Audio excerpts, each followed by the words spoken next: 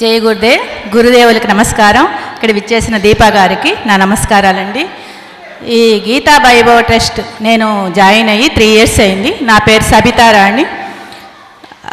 అంతకుముందు భావసహితంగా తెలియదు. భగవద్గీత చదువుతున్నాము. గురువు గారి దగ్గరికి వచ్చాక భావసహితంగా నేర్చుకోవడం, టీచర్స్గా వెళ్ళడం, 10 మంది పిల్లలకి నేర్పించడం, ఇంతకన్నా భాగ్యం ఏముంటుంది? మన దైనందిన జీవితం ఏమిటో భగవద్గీత అది. భగవద్గీత మత గ్రంథం కాదు. అది కనుక చదవడం తెలుసుకున్నామంటే మనం ఏవైనా ఫేస్ చేయగలం. అంటే కష్ట సుఖాలు కానీ ఏదైనా శుభాలు అశుభాలు ఏమి ఉండవన్నమాట. ఏదొచ్చినా ధైర్యంగా ఫేస్ చేయగలం. అందుకే మా గురువు గారు నజీర్ బాషా గారు ప్రతి ఒక్కరికి ప్రపంచమంతా భగవద్గీత ప్రతి ఒక్కరు చదవాలి, వాళ్ళని వాళ్ళు సంస్కరించుకోవాలి అని చెప్పని మా అందరికీ నేర్పుతున్నారు. చిన్నతనంలో మాకెందుకు దొరకలేదా? ఇది మా సౌభాగ్యం. ఈరోజు స్కూళ్ళకి వెళ్ళి 10 మంది పిల్లలకి నేర్పిస్తున్నామంటే మేమెంతో అదృష్టం చేసుకున్నాం. ఈ చిన్న వయసులోనే ఇలా మొదలుపెట్టి మా చేత గురువులుగా పంపించి భగవద్గీత నేర్పిస్తున్నారు. మా గురువు గారికి వందనాలు. జై గురుదేవ్. మొన్న 27వ తారీఖున టీటీడీ వాళ్ళు నిర్వహించినటువంటి సంపూర్ణ భగవద్గీత దైనందిన జీవితంలో భావ విశ్లేషణ అనే టాపిక్ మీద సబితారానికి మొదటి ప్రైజ్ రావడం మనకందరి గర్వం. మొదటే కాదు, 2వ ప్రైజు 3వ ప్రైజు కూడా గీతా వైభవ్ ట్రస్ట్ సభ్యులకే రావడం చాలా గమనార్హం మేడం. Second prize ఎవరికమ్మా? ఏమ్మా? శేష్ గారు ఉన్నారా? శేష్ గారు ఓకే. 3వ హరిత గారు రండమ్మా, రండి. కమ్ వీళ్ళంతా బోధకులు ప్లస్ ప్రవచకులు తయారవుతున్నారమ్మా. ఈ విధంగా భగవద్గీతను డైలీ నేర్చుకుంటూ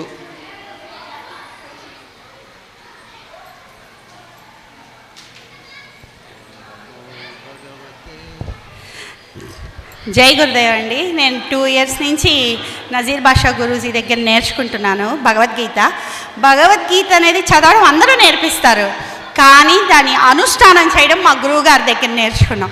ఏదన్నా ఒక శ్లోకము మనం నేర్చుకుంటాం, అద్వేష్ట సర్వభూతానాం అని. కానీ అది మనకి ఎవరి మీదమైన కోపం వచ్చినప్పుడు అందరినీ సమానంగా చూడాలి అనిపిస్తే ఒక శ్లోకం, ఆ టైంలో అది గుర్తు తెచ్చుకోవడమే అనుష్ఠానం. అది మా గురువుగారు మాకు నేర్పించారండి. అలాగే ఏదైనా ఒక కోపం వచ్చింది, క్రోధోద్భవతి సమ్మోహ స్మృతి విభ్రమ స్మృతిభ్రంశాత్ బుద్ధినాశాత్ ప్రణశ్యత్. కోపంలో మన బుద్ధి నాశనం అయిపోతుంది, కానీ ఆ సందర్భంలో మనం ఆ శ్లోకం గుర్తు తెచ్చుకోవాలి. అలాంటివి ఎన్నో మాకు అనన్యంగా నేర్పించున్నారు మా గురువుగారు. అవి చేసి మేము స్కూల్కి వెళ్ళి పిల్లలకు కూడా అట్లే నేర్పిస్తున్నాము, వాళ్ళు నేర్చుకుంటున్నారు. ఇంత వర్షంలో వాళ్ళు వచ్చారు అంటే మేమెంత చెప్పుంటే వాళ్ళు వచ్చి ఉంటారో అర్థం చేసుకోవాలి. ఇంత వర్షము అయినా ఇంట్లో పేరెంట్స్ని ఒప్పించి తీసుకుని వచ్చారు. ఈ క్లమ్జీగా ఉన్నా సరే ఉండి అన్నీ చేసి గురువుగారి ఆశీస్సులు తీసుకొని వెళ్ళారంటే మేము ఇంకా ఎంత గురువుగారిలో ట్రైనింగ్ అయ్యామో మా గురువుగారి దగ్గర ఆలోచించాలి. ఇంతకంటే ఇంకా నేను మా గురువుగారి గురించి ఏం చెప్పక్కర్లేదు, అందరూ వచ్చారు కాబట్టి. జై గురుదేవ్. ఇది గీతా జయంతి ఈరోజు జరుపుకుంటున్నాం కదా. ఇది గీతా వైభవ ట్రస్ట్ జయంతి. గీతా వైభవ ట్రస్ట్ జయంతి మా అందరికీ పండుగ, మా అందరికీ పుట్టినరోజు కూడా. ఇది భగవద్గీతతో పుట్టినరోజు, మా అందరికీ పుట్టినరోజు. మనకి జన్మనిచ్చిన తల్లిదండ్రులైతే మాకు ఈ భగవద్గీత నేర్పించి మళ్ళీ ఇంకో జన్మనిచ్చింది మా గురువు గారు షేక్ నజీర్ బాషా గురూజీ. జై గురుదేవ్ గురూజీ. నమస్తే గురూజీ. జై గురుదేవ్ గురూజీ. నమస్తే గురూజీ. మా ఈరోజు అతిథిగా వచ్చిన దీపా వెంకట్ మేడం గారికి ప్రత్యేక అభినందనలు తెలుపుకుంటున్నాం మేడం. ఎంతో కొంత మాకు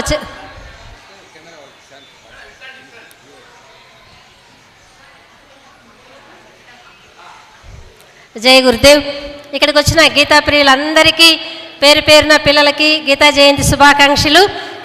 శ్రీ భగవానువాచ శరీరం యదవాప్నోతి యచ్చా పుత్రామతీశ్వరః గృహీత్వైతాని సంయాతి వాయుర్గంధ నివాశయాత్ అని ఒక శ్లోకం ఉందండి భగవద్గీతలో. ఈ వాయువు అంటే గాలి, అది వీస్తూ ఉంటుంది. ఒక చోటికి పోతే దుర్గంధం, ఒక చోటికి పోతే మంచి వాసన. ఇలాగ మనకు అబ్బా ఇక్కడ చెడ్డ వాసన వస్తుంది, ఇక్కడ మంచి వాసన వస్తుంది, గాలి ఎప్పుడూ అలా వీస్తూ పోతూనే ఉంటుంది. అట్లాగే మనం కూడా ఈ శరీరాలు వస్తూ ఉంటాయి, అలా పోతూ ఉంటాయి. కానీ మనం ఏం చేయాలి? ఈ శరీరం ఉన్నప్పుడు మనకు తెలియదు. ఇలాంటి గురువులు, ఇలాంటి మహద్గ్రంథం భగవద్గీత పట్టుకున్న వాళ్ళు ఎలా ఉంటారంటే, ఎప్పుడైనా ఒక మనిషిని గురించి మనం మాట్లాడేది ఎప్పుడు? చనిపోయినప్పుడు. అబ్బా పోయాడ్రా, పీడ వదిలిపోయింది అని అనుకునే వాళ్ళు ఉంటారు. ఆ మహాత్ముడా ఎంతమందికి సేవ చేసిపోయాడ్రా అనేవాళ్ళు ఉంటారు. ఎందుకు అంటే ఇలాంటి సద్గ్రంథాలు, సత్పురుషులు, సత్సంగాలు, సదాచారాలు, సన్మార్గాలు, సనాతన ధర్మం ఎవరైతే పట్టుకుంటున్నారో వాళ్ళు ఎలా ఉంటారంటే, మల్లె పువ్వులు పొట్లం కడితే మల్లె పువ్వులు వాడిపై పడేసిన కాగితం వాసన చూస్తే ఎలా ఉంటుంది? మంచి వాసన వస్తుంది. అదే ఒక పేపర్లో చేపలు, ఎండు చేపలు కట్టేసి ఆ ఎండు చేపలు పక్కన పడేస్తే పేపర్ ఏ వాసన వస్తుంది? ఎండు చేపల వాసన వస్తుంది. అట్లాగా మనం శరీరం ఉన్నప్పుడు ఇలాంటి వాటితో సత్సంగం చేస్తే, భగవద్గీతతో సత్సంగం చేస్తే, గురువులతో సత్సంగం చేస్తే మనం ఎలాగుంటాము అంటే, మల్లెపూలు అందరూ మెచ్చుకునేలాగా, అందరూ కీర్తించేలాగా, అందరికీ ఉపయోగపడేలాగా. ఈ శరీరం కాదు, లోపలుండే ఆత్మ. ఈ శరీరం ఎట్లా వస్తుంది పోతుంది, దీంతో మనకు లేదు. మన లోపలుండే ఆత్మ ఎంతమందికో మనకు ఉపయోగపడుతుంది, 10 మందికి ఉపయోగపడుతుంది, రాబోయే జనరేషన్కి కూడా ఉపయోగపడుతుంది. ఒక్కొక్క శ్లోకం ఒక్కొక్క డైమండ్ అండి. ఆ డైమండ్ గురించి మేము ఎంతో ఆనందిస్తున్నాం, ఎంతో ఆహ్లాదపడుతున్నాం. ఇలాంటి పెద్దవాళ్ళందరూ ఈరోజు దీపా వెంకట్ మేడం ఇక్కడికి వచ్చారంటే నాకు సంతోషంగా ఉంది. ఇది మన పిల్లల్లో, మన అందరిలో నింపాలి. కాబట్టి ఇంకా రాబోయే రోజుల్లో మన స్కూళ్ళల్లో పెట్టాలి. మా గురువుగారు ఆల్రెడీ పెట్టేశారు, ఇంకా గవర్నమెంట్ నుంచి రావాలి అని ఈరోజు గీత జయంతి పుట్టుక సందర్భంగా మళ్ళీ ఒకసారి గుర్తు చేసుకుంటున్నాం. ఇది అందరిలో విప్లవాత్మకంగా రావాలని మనసారా కోరుకుంటూ నాకు ఈ అవకాశం ఇచ్చిన గీతా వైభవ ట్రస్ట్కి ధన్యవాదాలు తెలుపుకుంటున్నాను. జై గురుదేవ్. జై గురుదేవ. నా పేరు ఎస్ విజిత, గురూజీ గారి శిష్యురాలిని. మేడం, మాకు ఒక గృహిణిలాగా ఉన్న మమ్మల్ని ఒక బోధకులుగా ఇంత బాగా పిల్లలకంతా ఎలా బ్రతకాలి, ఏ ధర్మాలతో బ్రతకాలి, ఏ ధర్మంతో 5 పాండవులు 100 మందిని జయించారు, దానికి అర్థమయ్యేట్టుగా వాళ్ళకి వివరంగా చెప్తాము. అలాంటి ధర్మాలు తెలుసుకున్న పిల్లలు జీవితంలో చాలా ఉన్నతంగా ఎదగతారని, ఉన్న స్థితి నుంచి ఉన్నత స్థితికి ఎదగతారని మా ఆలోచన, మా గురువుగారి ఆలోచన. భగవద్గీత ఏం చెప్తుంది? యజ్ఞదాన తపకర్మలు చేయమని చెప్పింది. యజ్ఞదాన తపకర్మ నత్యాజ్యం కార్యమేవ తత్ యజ్ఞోదానం తపస్సైవ పావనాని మనీషినం. అంటే ఆ యజ్ఞదాన తపకర్మలు ఇప్పుడు వీళ్ళు ట్రస్ట్ పెట్టి చేస్తుంటారు కదా, చాలా పనులు చేస్తుంటారు. సర్జరీస్ చేయిస్తుంటారు. అంటే మాకు తెలిసి మేము చిన్నపిల్లప్పటి నుంచి చూస్తూ ఉన్నాము, ట్రస్టులో పోతా వస్తూ ఉంటాం కూడాను.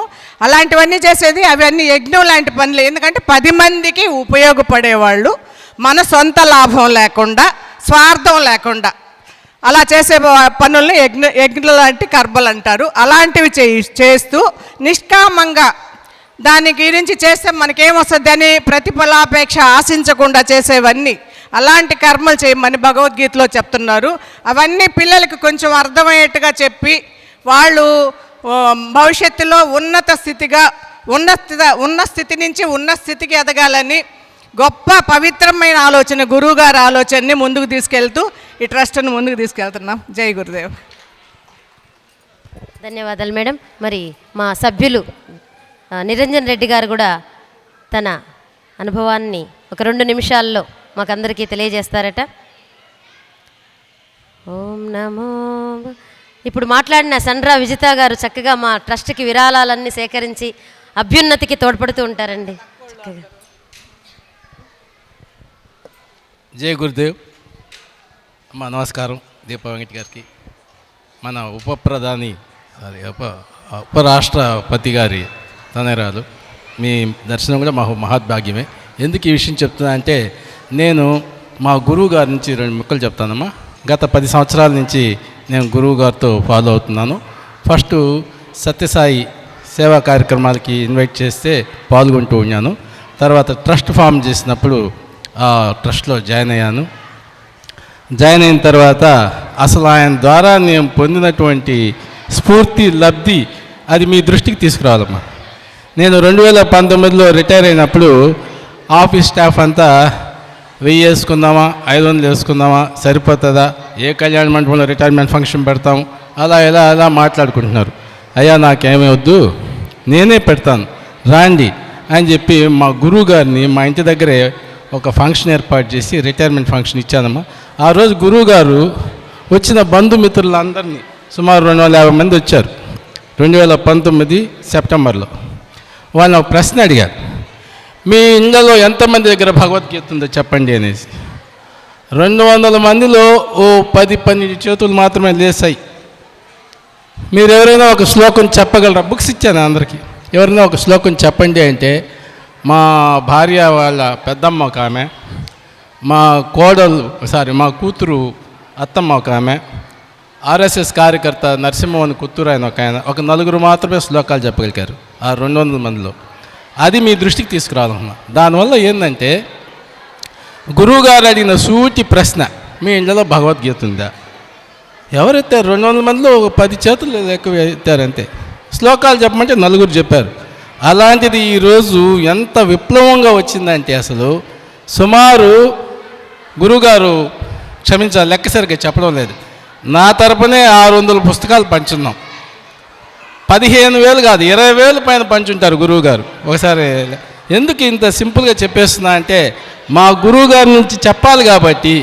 మీలాంటి వాళ్ళు అనుకుంటే గీత భగవద్గీత, నెల్లూరంతా భగవద్గీత, అక్కడ చూడు భగవద్గీత, ఎక్కడ చూడు భగవద్గీత అనే సార్థకం అవుతుంది.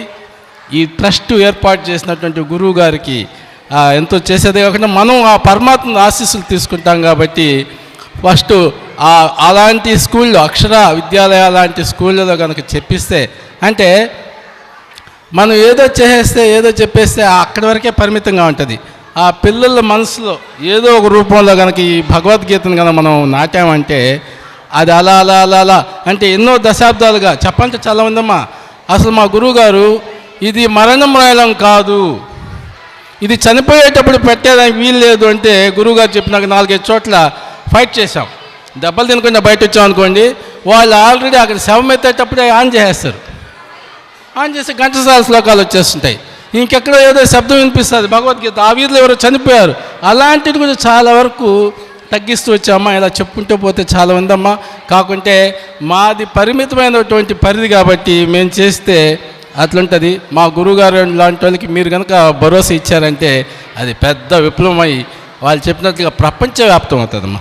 జయ గురుదేవమ్మ, ఈ అవకాశం ఇచ్చినందుకు ట్రస్ట్కి నేను ధన్యవాదాలు తెలుపుకుంటున్నాను. మా గురువు గారికి మరీ ధన్యవాదాలు సార్. ఇదిగోండి మేడం గారు మాట.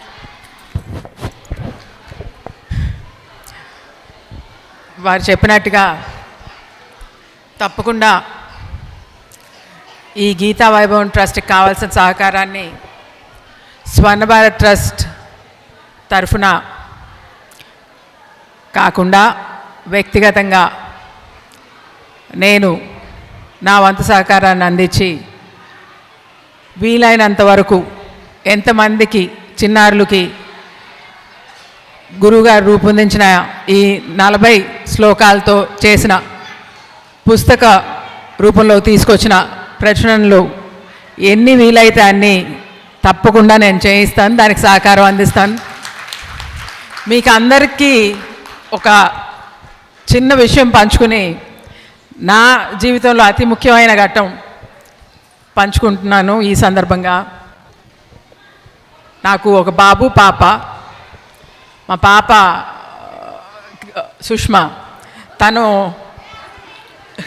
సుష్మా తనకి 2022 ఫిబ్రవరిలో కళ్యాణం జరిగింది. అప్పుడు అనుకోకుండా మా మావయ్య గారికి కొంచెం బాగా ఆరోగ్యం క్షీణించడంతో ఆయన ఉన్నప్పుడే చేయాలని మా పాపకు చాలా చిన్న వయసులోనే పెళ్లి చేయటం జరిగింది. దాని తర్వాత మా బాబు పెద్ద, మా బాబు పేరు విష్ణు. సో మా బాబుకి చాలా సంబంధాలు వస్తూ ఉన్నాయి. ఎలా ఎంచుకోవాలి, ఎలాంటి అమ్మాయి అయితే, నా మనసులో నాకున్న కోరిక ఏంటంటే మన సంస్కృతి, మన సాంప్రదాయాల పట్ల విలువ తెలిసిన అమ్మాయి అయితే, తల్లిదండ్రులు లేకపోయినా పర్వాలేదు, ఏమీ లేకపోయినా సంస్కారం ఉన్న అమ్మాయి అయితే, కొంచెం పెద్దల మధ్యలో పెరిగిన అమ్మాయి అంటే అమ్మమ్మ తాతయ్యల మధ్యలో పెరిగిన అమ్మాయి అయితే కొంచెం ఇవన్నీ తెలిసి ఉంటాయి. కొంచెం మాతో కలిపి మాతో జీవనం సాగించే అమ్మాయి ఉండాలి. ఎందుకంటే మాకు ఒక్కడే బాబు కాబట్టి, మా నాన్నగారికి కూడా ఒక్కడే మనవడు, మిగతా 3 మనవరాళ్ళు అని చాలా ఆలోచన. చాలామంది అమ్మాయిలు కనిపిస్తూ ఉంటే కూడా ఎలా ఉంటుందో ఏమో, ఎలా ఉంటుందో ఏంటో. ఎందుకంటే మా పిల్లలిద్దరూ కూడా పూర్తిగా నాన్నగారి సంరక్షణలోనే పెరిగారు. చాలా విభిన్నంగా పెరిగారు.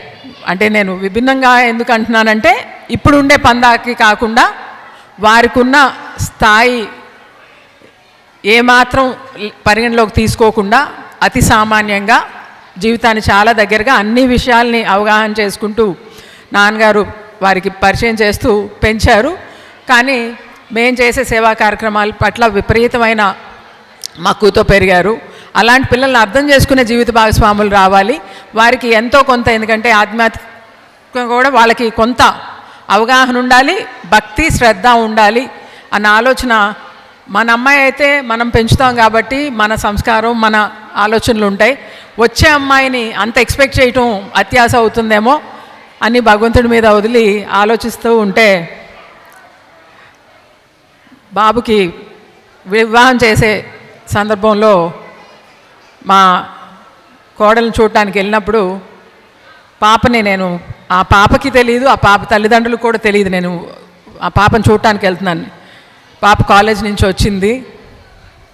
నేను వెళ్ళి వాళ్ళ ఇంట్లో మామూలుగా ఏదో మీటింగ్కి, నాన్నగారు మీటింగ్ ఉంటే విజయనగరంలో కాలేజీలో చదువుతుంది ఆ పాప. కాలేజ్ నుంచి వచ్చింది, తను ఒకటే ఉంది. కాలేజ్ నుంచి వచ్చాక కూర్చుని చూస్తున్నాను, తను బుక్ షెల్ఫ్లో భగవద్గీత కనిపించింది. భగవద్గీత కనిపించిన వెంటనే, తను మెడిసిన్ ఫైనల్ ఇయర్లో ఉంది పాప. అన్ని మర్యాదలు చేసింది. మేము మామూలుగా వాళ్ళ ఇంటికి వెళ్ళామని అన్నాక నేను, ఏమ్మా భగవద్గీత ఉంది, ఎవరు చదువుతారు అని. నేనే చదువుతాను ఆంటీ భగవద్గీత అని. ఇక భగవద్గీత, నువ్వు భగవద్గీత చదువుతావమ్మా అంటే, నేను చదవటం మొదలుపెట్టాను ఆంటీ, కొంత చదువున్నాను, రోజు చదువుతాను భగవద్గీత అని. ఆ క్షణమే నేను డిసైడ్ చేసుకున్నాను, ఈ పాపే నా ఇంటికి కోడలుగా వస్తుందని. ఆ పాపే మా పాప అయింది. పేరు వెంకట రాఘవేంద్ర సాయి సాత్విక. మెడిసిన్ చదువుతూ పూర్తి అవగాహన, అన్నిటి మీద అవగాహన ఉంటూ ఈరోజు కూడా ప్రతిరోజు పొద్దున్నే తను స్నానం చేసి పూజా మందిరంలోకి వెళ్ళి ఎవ్వరూ చెప్పకుండా, ఈ కాలంలో పుట్టిన పాప చక్కగా కూర్చుని భగవద్గీత తను చదివి దేవుడికి హారతి ఇచ్చి బయటకు వస్తుంది. అది నేను భగవంతుడికి సేవ రూపంలో నేను పొందిన అతి గొప్ప రిటర్న్ గిఫ్ట్ అని నేను అనుకుంటున్నాను. ఎందుకంటే చాలా చాలా కష్టం. పిల్లల తప్పు కాదు అది. పిల్లలకి ఈ విధానాన్ని చెప్పకపోవడం మన తప్పు, పెద్దల తప్పు. ఆ తప్పు జరగకుండా ఇంత చక్కగా గృహిణులు కూడా ఇంత చక్కగా, ఇంత కాన్ఫిడెంట్గా మాట్లాడటం, ఇంత విశ్వాసంతో ఇంత పరివర్తన తీసుకురాగలగటం, ఒక వ్యక్తిత్వ వికాసానికి ఎంత చక్కటి ఉదాహరణని గీతా వైభవం ట్రస్ట్ ద్వారా గురుగారు శ్రీ నజీర్ బాషా గారు ఒక మంచి సకారాత్మక మార్పుని ఇక్కడ తీసుకురాగలిగారని చూడటం నిజంగా చాలా అదృష్టంగా భావిస్తూ, నేను ముందు చెప్పినట్టుగా స్వర్ణ భారత్ ట్రస్ట్ తరఫునే కాకుండా వ్యక్తిగతంగా కూడా తప్పక సహకరించి ఈ మహాయజ్ఞానికి మరింత ముందుకు తీసుకెళ్లేదానికి ఎప్పుడు ముందుంటానని తెలియజేపుకుంటూ సెలవు తీసుకుంటున్నాను. జై హింద్. చాలా ధన్యవాదాలు. మీరు మాకిప్పుడు ఒక మంచి బెస్ట్ రియల్ లైఫ్ ఎగ్జాంపుల్ ఇచ్చారు. పిల్లలకి చెప్పేటప్పుడు ఒక అమ్మాయిని డిసైడ్ చేయడానికి భగవద్గీత ఎంత ప్రామాణికమో, ఎంత పెద్ద కుటుంబానికి ఆ అమ్మాయి కోడలైందంటే ఒక్క భగవద్గీత. మరి అలా మనం ఆడపిల్లల్ని మోటివేట్ చేయడానికి కూడా this is one of the best example. మరి భగవద్గీత వ్యక్తిత్వ వికాసాన్ని కాపాడుతుందని మేడం గారు తెలుసుకున్నారు కాబట్టే మన ట్రస్ట్కి, స్వర్ణ భారత్ ట్రస్ట్ తరపునే కాదు వ్యక్తిగతంగా కూడా సహకరించడానికి ఒప్పుకున్న మీ సహృదయానికి మరొక్కసారి జోహార్లు తెలియజేసుకుంటూ ధన్యవాదాలు తెలియజేస్తున్నాం మేడం. మరి మేడం గారికి ఫెలిసిటేషన్ చేద్దాం మేడం. సో చివరిగా అధ్యక్షుని మలి పలుకులు. ఫెలిసిటేషన్ సరే, ముందుగా రండి మేడం, ట్రస్ట్ మెంబర్స్ ఒక 2-3 రండి మేడం. మేడం గారిని మన ట్రస్ట్ తరపున చిరు సన్మానం గావిద్దాం. అందరూ కూడా నామస్మరణ చేద్దాం మేడం. ఓం నమో భగవతే వాసుదేవాయ. గురుగారు, ఓం నమో భగవతే వాసుదేవాయ. ఓం నమః శివాయ. ఓం నమో నారాయణాయ. ఓం నమో భగవతే వాసుదేవాయ. ఓం నమః శివాయ. ఓం నమో ఓం నమో భగవతే వాసుదేవాయ. ఓం నమో భగవతే వాసుదేవాయ. ఓం నమో భగవతే వాసుదేవాయ. ఓం నమః శివాయ. ఓం నమో నారాయణాయ. ఓం నమో భగవతే వాసుదేవాయ. ఓం నమః శివాయ. ఓం నమో నారాయణాయ. ఓం నమో భగవతే వాసుదేవాయ. ఓం నమః శివాయ. ఓం నమో నారాయణాయ. ఓం నమో భగవతే వాసుదేవాయ. సో మన మెడికల్ క్యాంప్, ఇక్కడ మన పిల్లలకి ఏదైనా అవసరం అవుతుందని మనకి మెడికల్ క్యాంప్ నిర్వహించినటువంటి పిఎంపి అసోసియేషన్ ప్రెసిడెంట్ శాఖవరపు వేణుగోపాల్ గారిని, తర్వాత మా ట్రస్ట్ మెంబర్ దీనికి సహకరించినటువంటి నరసాపురం ప్రసాద్ గారిని వేదిక మీదకి ఆహ్వానిస్తున్నామండి. ఈరోజు గీతా వైభవ ట్రస్ట్ ద్వారా నిర్వహించబడినటువంటి గీతా జయంతి వేడుకలు మనమందరం ఘనంగా, ఉత్సాహంగా, సంతోషంగా, ఆనందంగా, చక్కటి జ్ఞాన వికాసంతో జరుపుకున్నాం. మంచి అతిథులు కూడా విలువైనటువంటి సమాచారాన్ని అందించారు మనకి. అందరికీ ధన్యవాదాలు చెప్పుకుంటున్నాను. అయితే గీతా వైభవ్ ట్రస్ట్ ఆధ్యాత్మిక ప్రగతి కోసం అనే ట్యాగ్ పెట్టుకొని ఉన్నాం.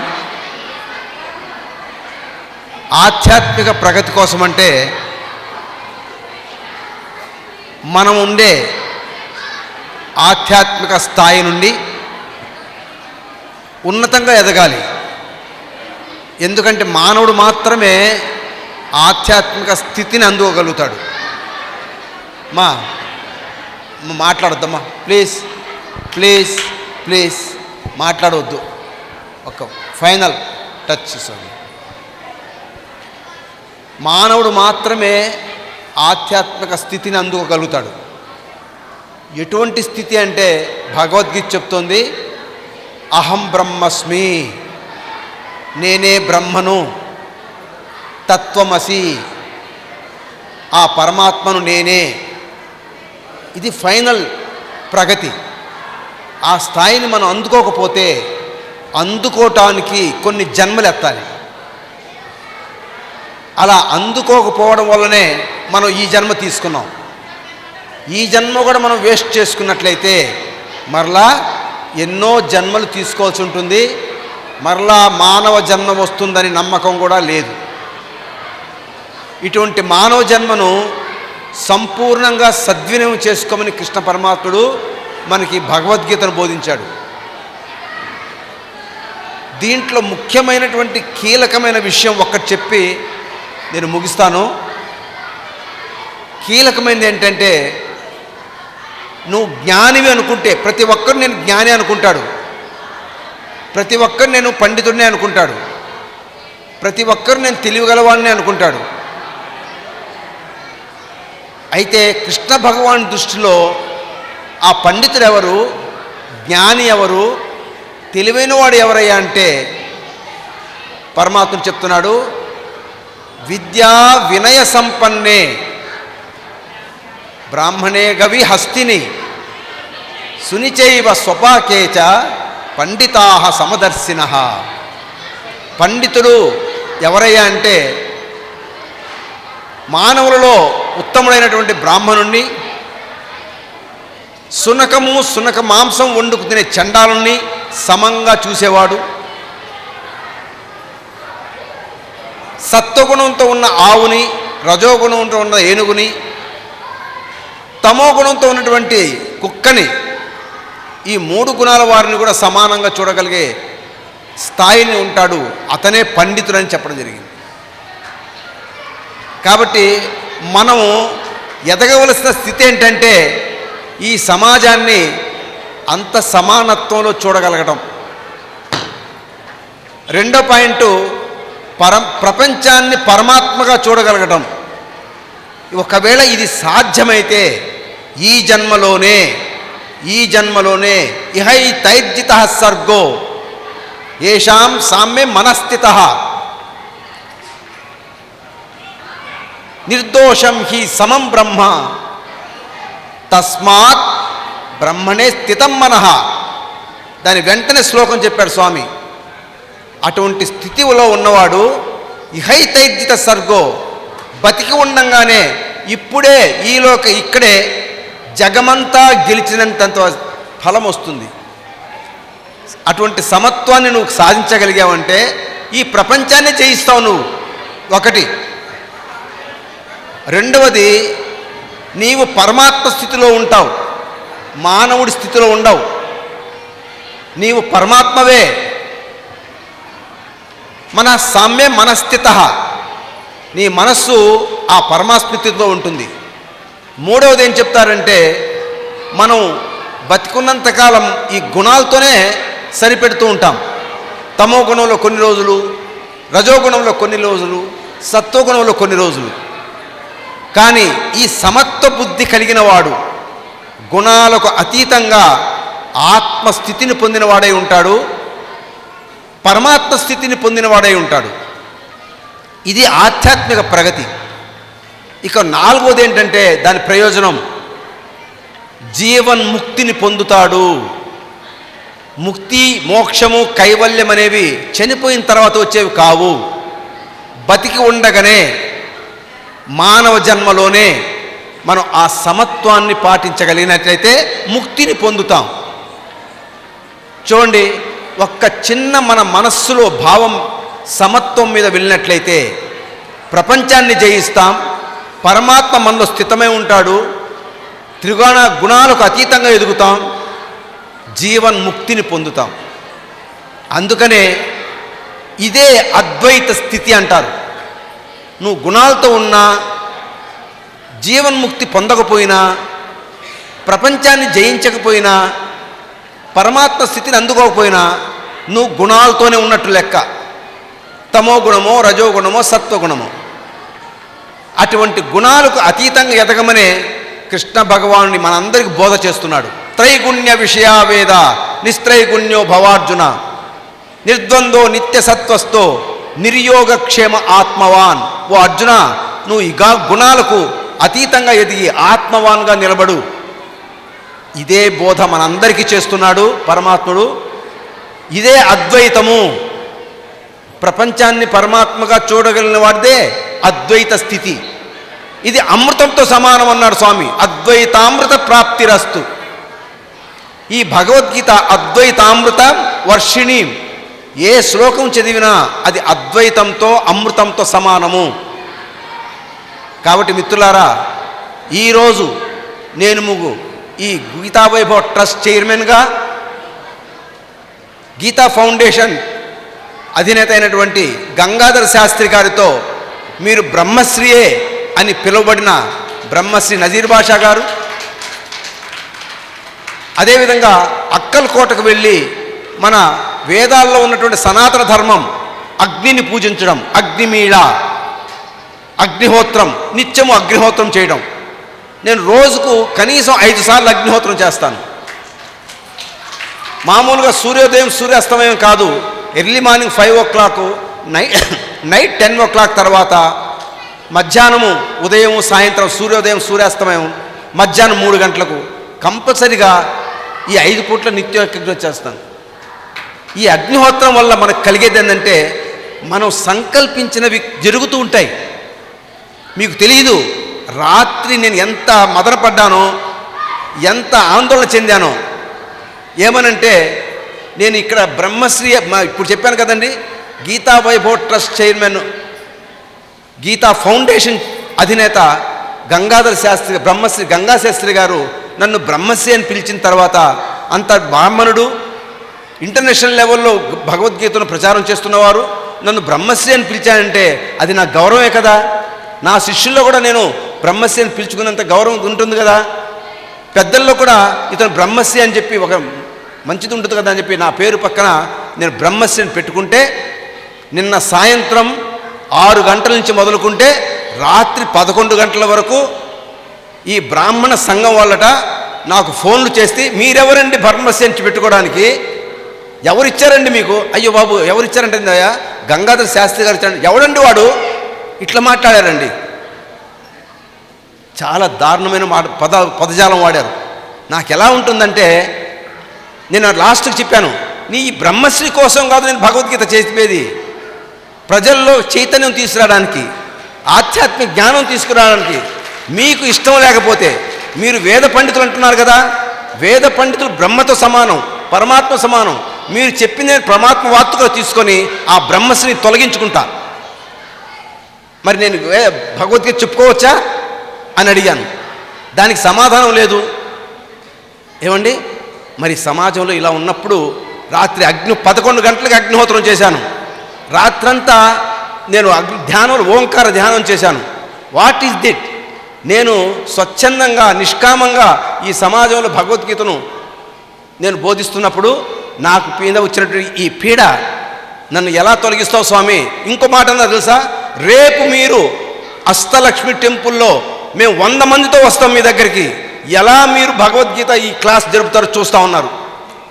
సవాల్ చేశారమ్మా, 100 మందితో వస్తాం మేము, మీరు బ్రహ్మశ్రీ అని పెట్టుకొని ఎలా మీరు పిల్లలకి చెప్తున్నారు అని చెప్తే నన్ను బెదిరించారు.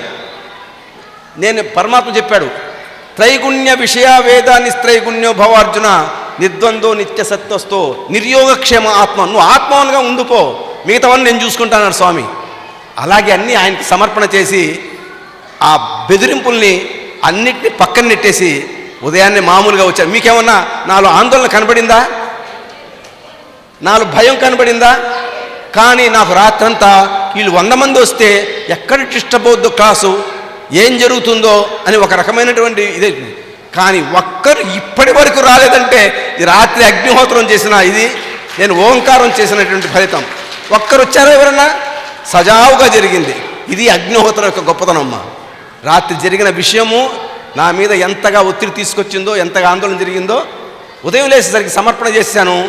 భగవద్గీత పరమాత్మ చెప్పారు కదా, యత్కరోషి యదస్నాసి యజ్జుహోషి దదాసి యత్ తపస్యసి ఓ భారతీయ తత్ కురుష్వ మదర్పణం.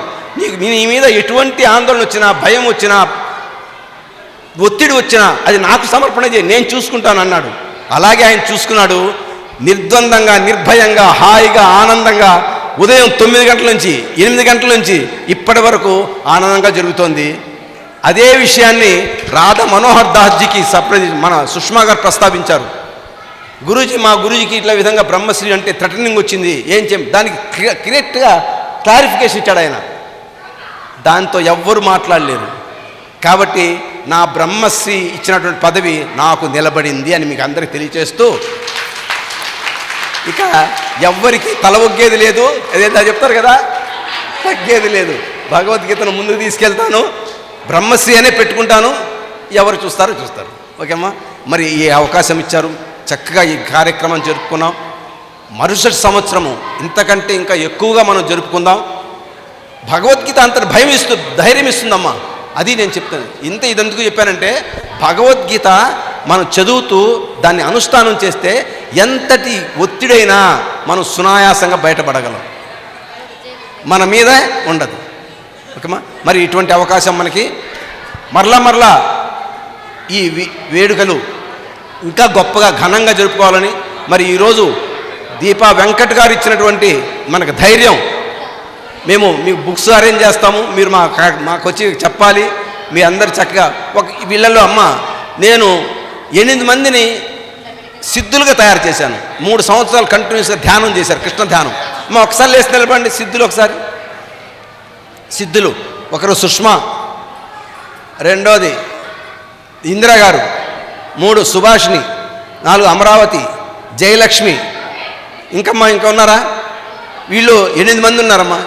వాళ్ళు సిద్ధులు అంటే భగవద్గీత చక్కగా చదువుతారు, పూర్తిగా చేశారు, చక్కగా ప్రవచించగలరు, స్కూళ్ళకి వెళ్ళి నేర్పగలరు. ఇంకా వీళ్ళు ధ్యానం కొంత ఆన్లైన్లో చెప్తున్నాను, నెక్స్ట్ ఇయర్కి ఇంకా కొంతమంది తయారవుతారు. ఇట్లా సంవత్సరానికి డబల్ అవుతూ ఉంటారు. ఈ విషయాన్ని మీకు తెలియజేసి మీకు చక్కగా మీరు వచ్చారు, మాకు చాలా ధన్యవాదాలమ్మా. ఈ అవకాశం ఇచ్చిన అందరికీ ప్రతి నమస్కారాలు చేసుకుంటూ అందరికీ మరలా జై హో గీతా భారత్, జై హో గీతా భారత్, జై హో గీతా భారత్. జై గురు. Thank you Guruji. మేడం ఏమన్నా ఇబ్బంది పెట్టామా మేడం? గురువుగారు ఎమోషనల్గా తన బాధనంతా మీకు చెప్పేశారు మేడం. నిజంగా పరమాత్ముడు ఉన్నాడు మేడం. ప్రత్యక్షంగా రాత్రి గురువు గారిని మందిరంలో చూశాను. ఆ ఫోన్ కాల్స్కి నేను కూడా ఒకసారి సమాధానం ఇచ్చాను. బెదిరించారు మేడం. నేనైతే రిక్వెస్ట్ చేశాను, రేపు అంతటి మహత్కార్యాన్ని ఆపితే మీకు పాపం చుట్టుకుంటుంది, మీరేమైనా ఉంటే తర్వాత రండి అని చెప్పినా వినలేదు మేడం. రాత్రంతా మేలుకున్నారు మేడం గురువుగారు. అగ్నిహోత్రం వేస్తున్నారు, ఓంకారం వేస్తున్నారు, సమర్పణ చేశారు. యథావిధిగా సక్సెస్ఫుల్గా జరిగిపోయింది. సో మీ చేతుల మీదుగా ఇక్కడ మెడికల్ క్యాంప్ నిర్వహించినటువంటి వ్యక్తులకి ఒక చిరు సత్కారం మొమెంటో ఇవ్వండి అమ్మా. మీ చేతుల మీదుగా తీసుకోవాలి అనుకుంటున్నారు. ఆల్రెడీ మన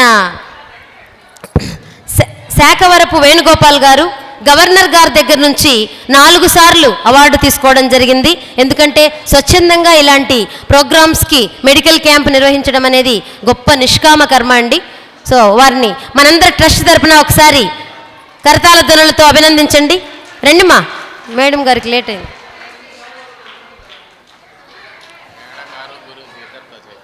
తప్పకుండా గురూజీ గారు షాల్ విస్ కంపెనీ. మరి మెడికల్ క్యాంప్ బ్యాచ్ కూడా వచ్చి జాయిన్ అవ్వాలని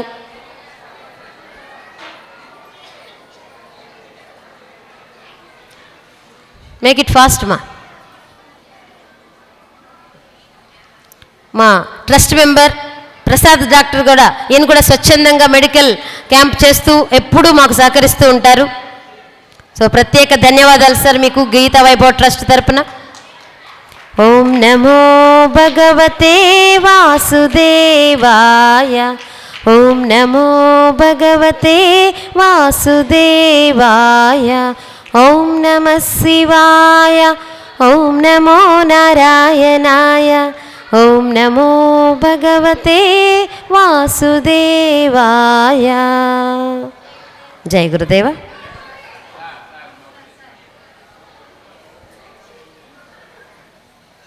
కృష్ణం వందే, కృష్ణం వందే, కృష్ణం వందే. అలిసిపోయారు. సో అందరూ లేచి నిలబడితే నేషనల్ సాంగ్ పాడదామండి మేడం గారితో కలిసి. మేడం గారిని మరి ఇబ్బంది పెట్టేస్తున్నామో, మేడం గారి విలువైన సమయాన్ని మేము తినేస్తున్నామో తెలియదు. దొరికారు మేడం, వదిలిపెట్టం ఇప్పుడల్లా. ఆనిముత్యం. అందరూ స్ట్రైట్గా stand it is attention. Okay, చేతులు ఫ్రీగా వదిలేయాలి, తల పైకెత్తి గర్వంగా. చేతులు కట్టుకోవద్దండి, ఫ్రీగా వదిలేయాలి. జనగణమణ అధినాయక జయ హే భారత భాగ్య విధాత, పంజాబ సింధు గుజరాత మరాఠా ద్రావిడ ఉత్కల వంగా, వింధ్య హిమాచల యమునా గంగా ఉత్సల జలసితరంగా, తవ శుభ నామే గాహే तव शुभ आशीष मागे गाहे तव जय गाथा जन गण मंगलदायक जय हे भारत भाग्य विधाता जय हे जय हे जय हे जय जय जय जय हे जय हिंद ధన్యవాదాలు మేడం ధన్యవాదాలు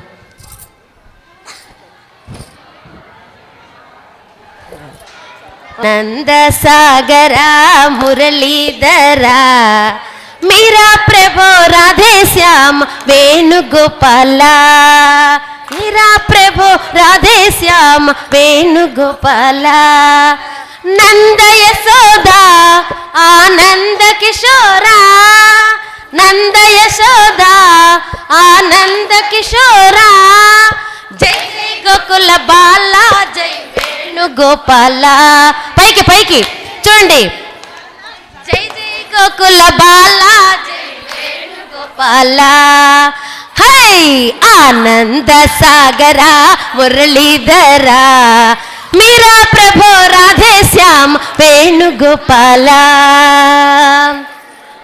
ఓకే అయిపోలేదు ఇంకా కౌసల్య సుప్రజా రామచంద్ర ప్రజా రామచంద్ర సీతా మనోహర రాఘవేంద్ర సీతా మనోహర రాఘవేంద్ర కౌసల్య సుప్రజా రామచంద్ర సుప్రజా రామచంద్ర సీతా మనోహర రాఘవేంద్ర సీతా మనోహర రాఘవేంద్ర చెప్పాలి సీతా మనోహర రాఘవేంద్ర ఆనంద సాగర మురళీధర मेरा प्रभु राधे श्याम वेणुगोपाल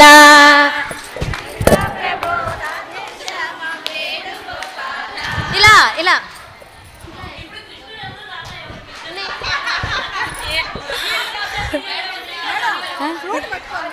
ఫ్లూట్ ఓకే నేను కృష్ణున్నా నారాయణ సరే ఓకే మేడం నెక్స్ట్ కాలింది మడుగున చిన్ని కాలింద మేడం లాగా కాలింది మడుగున చిన్ని కృష్ణయ్య ఆటలాడుకున్నావా ముద్దుల కన్నయ్యా ఆటలాడుకున్నావా ముద్దుల కన్నయ్యా ఎక్కడ ఉన్నావో గోపి లోలా వన్స్ అగైన్ ఎక్కడ ఉన్నావో గోపి లోలా దిగి వచ్చి మమ్ముల కాపాడరావా దిగి వచ్చి మమ్ములను కాపాడరావా అరడి ఆనంద సాగర మురళీధర మీరా ప్రభు Radhe Shyam Venugopala Venugopala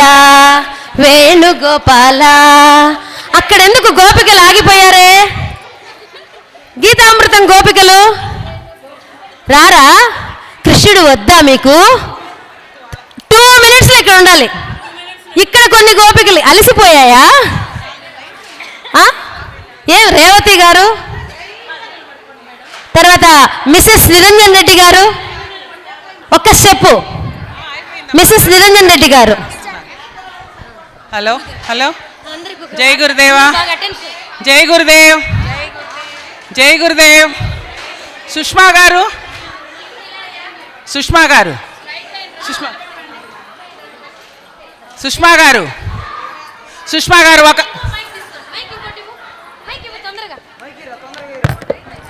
attention please all of you attention please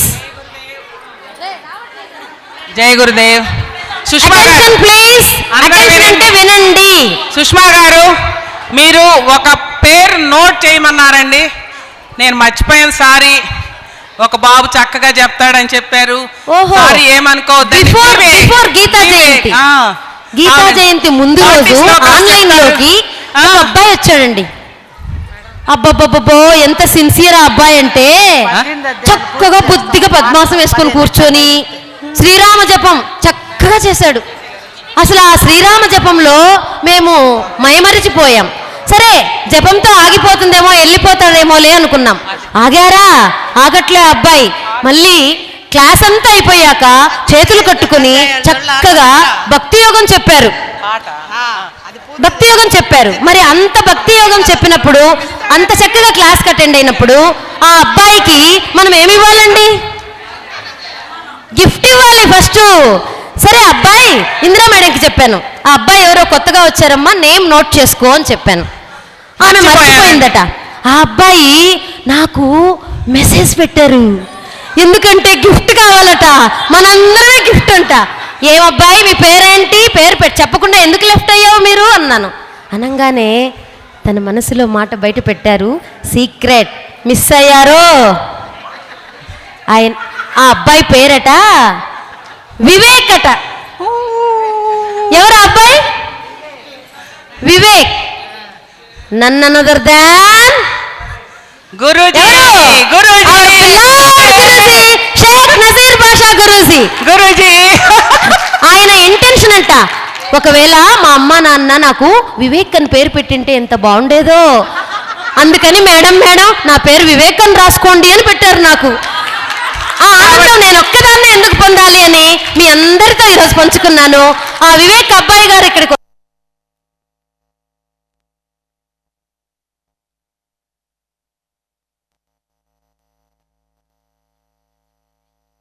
now you are Vivek. Vivek గారు ఎక్కడున్నా రావాలి. హలో, వివేక్ గారు వచ్చారండి. గిఫ్ట్ ఇస్తామండి. Okay gift. అందరూ క్లాప్స్ అంట. ఉండవే అబ్బా, ఆయన ఆనందపడుతుంటే. సో గురువు గారి ఆజ్ఞ ప్రకారం ఏంటంటే చెప్తాం మేడం.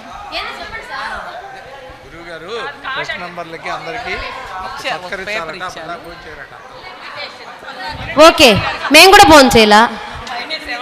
సరే, ఇప్పుడు వివేక్ గారికి ఒక చిన్న గిఫ్ట్ అండి. అది హ్యాండ్ బ్యాగ్లో. చిన్న పిల్లాడు కదా, షాల్ని కప్పుతారా? ఇదిగో మేడం. ఏముందో గిఫ్ట్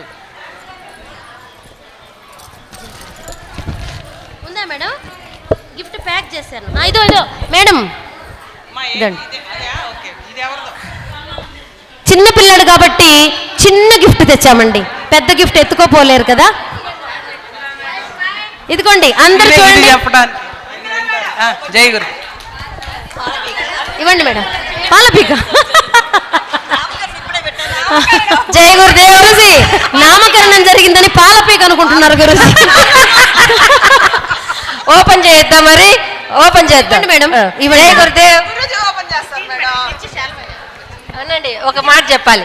నజీర్ బాషా అలియాస్ వివేక్ గారిని కంగ్రాచులేషన్స్, కీప్ ఇట్ అప్. మీరు ఇలాగే నజీర్ బాషా గురూజీ దగ్గర అధ్యయనాన్ని నేర్చుకోవాలని మిమ్మల్ని మనసా వాచా కోరుకుంటూ, వివేక్ గారు హార్టీ కంగ్రాచులేషన్స్. వివేక్ గారు చెప్పండి అందరూ. జై గురుదేవ్. మేడం గారు ఈ రోజే వివేక్ గా నామకరణం చేసుకున్నారు. కానీ ఈ రోజు మన వచ్చారు కదా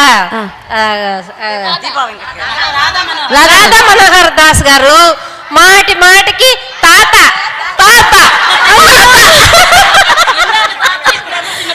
చిన్న ఇప్పుడేమో వివేక్. చూడండి ఏం సిగ్గుపడుతున్నారో, సిగ్గుపడుతున్నారు. జై గురుదేవ్. ఓ చూపియాలి, మాకు బయటికి చూపియాలి. బయటికి ఏమండి, అది గురువు గారిని పలకరించే విధంగా ఉంటుందని మా షాప్లో ఉంటే పట్టుకొచ్చా. మరి నా మనసుకు అది అనిపించింది. మరి మీరు ఎలా ఉందో చెప్పాలి. ఎప్పుడు పలకరిస్తూ ఉంటుంది. కాదు చూడండి, ఎప్పుడు అలా తలతో కదులుతూ ఉంటాడు. సోలార్ తలను ఊపుతూ చెయ్యి కదిలిస్తూ ఏ నాన్నా అని పలకరిస్తూ ఉంటాడు. గురువు గారు ఎప్పుడు ఏకాంతంగా ఉంటారుగా. ఇది ఏమయ్యా ఇప్పుడే వచ్చావా, బాగా పని అయిందా అని చెప్తారు. అన్నీ జరిగాయా అనిపిస్తుంది. ఆ సుష్మా గారిని బాగున్నావా అని ఈమె ఊపుతుంటే గురువు గారు నేను బాగున్నాను అంటుంటారు. ఆయన ఊపుతుంటే తిన్నావా అంటది, ఆయన తిన్నాను అంటాడు. అంతే గురువు గారు ఆడుండేది. అది సోలార్ సార్. నిజం అది. కరెంట్ ఉంటే ఊగుతూ ఉంటుంది, కరెంట్ ఆగిపోతే గమ్ముగైపోతుంది. అప్పుడు ఏం చెప్తుందంటే గురూజీ కామ్గా నిద్రపో అని చెప్తుంది, లైట్ ఆపేస్తే. అందుకని అది చెప్తే జయ గురుదేవ్. గురుగారు ఇదిగో మనం అందరం కలిసి గురువు గారికి ఎన్ని పూలు కోసినా ఎన్ని మాలలల్లినా, ఎన్ని పూలు కోసినా ఎన్ని మాలలల్లినా, స్వామి స్వామి పాద సన్నిధిలో సకలము సమర్పించిన, స్వామి పాద సన్నిధిలో సకలము సమర్పించిన, తనివి తీరదేలను మనసు నిండదేలను, తనివి తీరదేలను మనసు నిండదేలను, ఎన్ని పూలు కోసినా ఎన్ని మాలలల్లినా. మన తాతగారికి ఇద్దరు చిన్న మనవరాళ్ళు వస్తున్నారు. ఇందాకే తాత అనుకున్నాం కదా, అదిగో మా మనవరాళ్ళు వస్తున్నారు. ఇద్దరి తాత కోసం చిన్న మనవరాళ్ళు వస్తున్నారు. జై గురుదేవ్. రండి మా వచ్చేసేయండి. గుర్మిత, రుద్ర అండి. ఇటు పట్టుకోండి మేడం మైక్.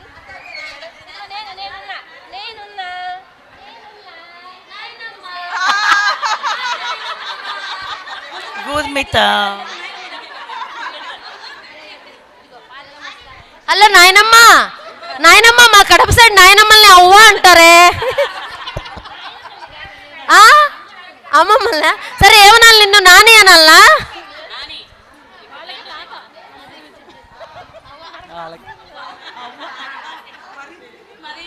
ఆటలాడుకోవాలి మేడం. రేపు నేను నాయనమ్మని అవుతాను కదా, అప్పుడు రెడీగా ఉండండి. నేను కూడా అవుతా, నాయనమ్మ అవుతా.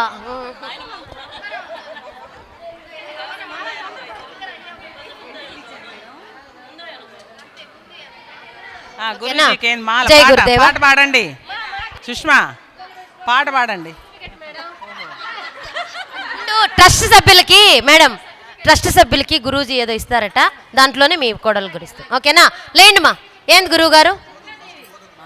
బోధకులకి మా ట్రస్ట్ బోధకులు.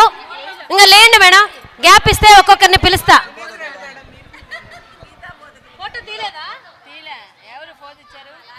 ఫోటో తీసారా లేదా? వీడియోనా? ఫోటోగ్రాఫర్ వెళ్ళిపోయాడా? అలిసిపోయాడు. భాష నువ్వు కూడా మళ్ళీ మా గురూజీ పేరు పెట్టుకున్నావు. రావయ్యా ఫోటోది, గ్రూప్ ఫోటోది. నవ్వుతారు. పాట పాడమ్మా. మాల వేస్తారు. మాల తీసారు.